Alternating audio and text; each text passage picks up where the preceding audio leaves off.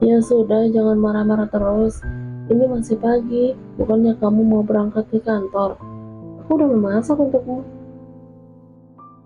Andra pun menghela nafas.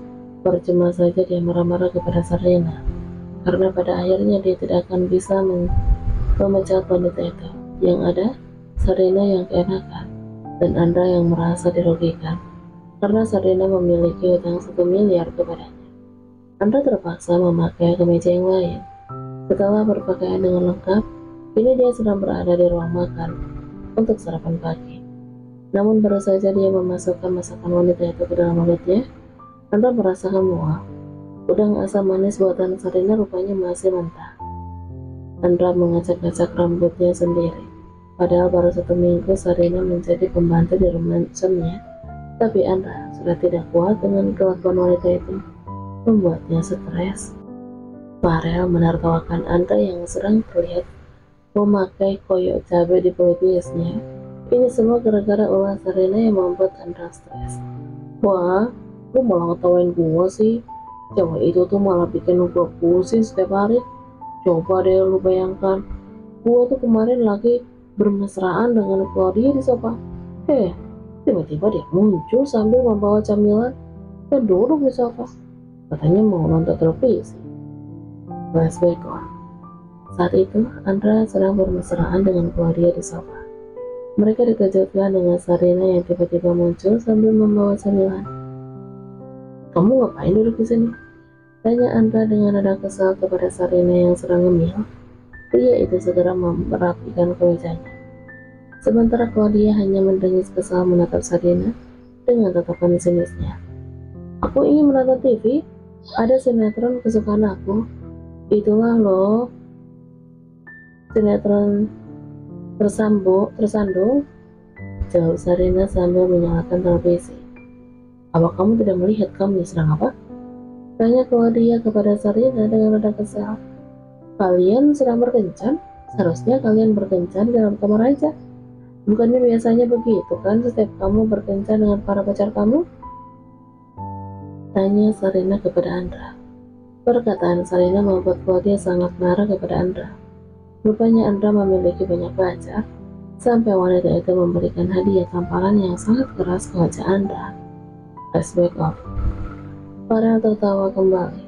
Cerita Andra membuat Farel merasakan sakit perut. Itu artinya Sarina itu membantu limited edition? Tapi kok kamu tega sekali menjadikan Sarina sebagai pembantu? Walau bagaimanapun juga, Sarina adalah teman sekelasnya Farel. Farel, Sarina, dan Andra pernah bersekolah di sekolah yang sama. Bahkan Sarina pernah dicerahkan dengan Farel. Walaupun hubungan mereka harus kandas, Sarina memilih untuk mundur karena Farel mencintai wanita lain. Biar hutang dia cepat lunas lah bro. Jawab Andra. Sebenarnya sih gue gak mau ikut campur dengan urusan lu dengan Sarina. Hanya saja gue ingin berpesan sama lu, jangan terlalu membenci. Nanti kalau lo jatuh cinta sama dia, gimana? Apalagi kalian tinggal satu atap. Farel mencoba untuk memperingatkan sahabatnya itu. Sebenarnya bisa saja dia menolong Sarina, tapi dia tidak bisa ikut campur dengan urusan Andra dan Sarina. Dia sangat menghargai persahabatannya dengan Andra.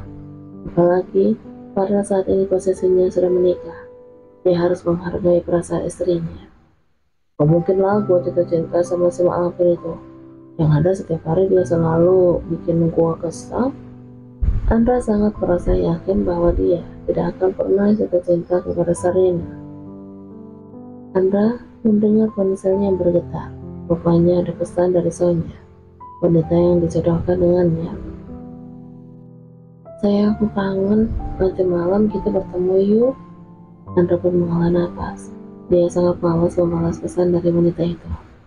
Mungkin hanya untuk bersenang-senang saja baginya tidak bermasalah.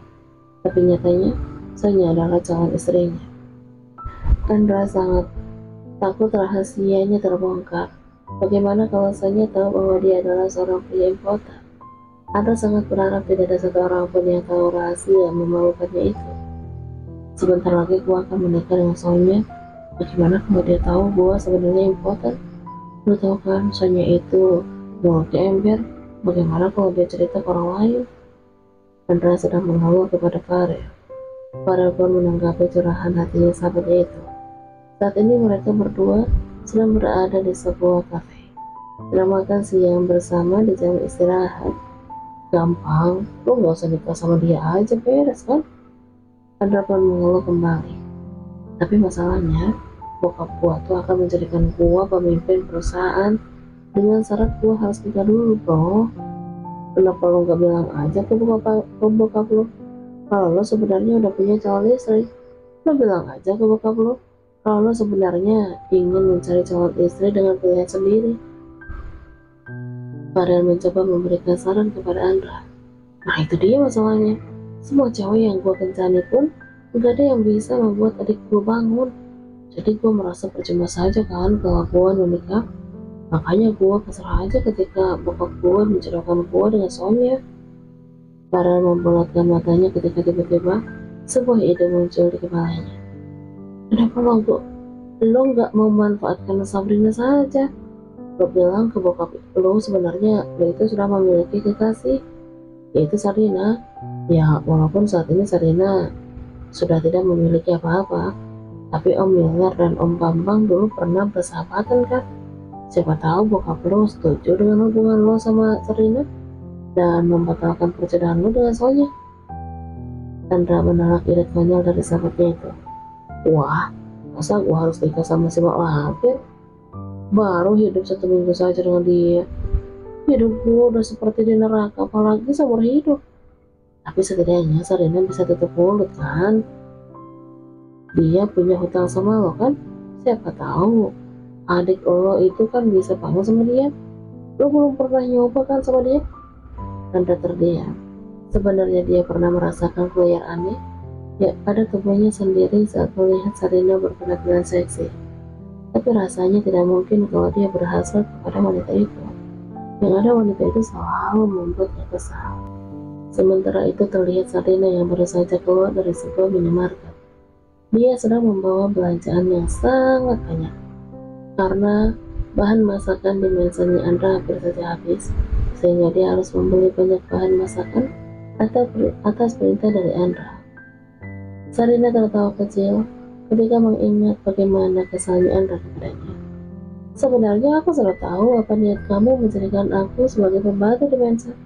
Pasti kamu ingin mengerjai aku sepuasnya kan? Sayangnya, aku bukan orang yang bisa ditindas enaknya oleh kamu.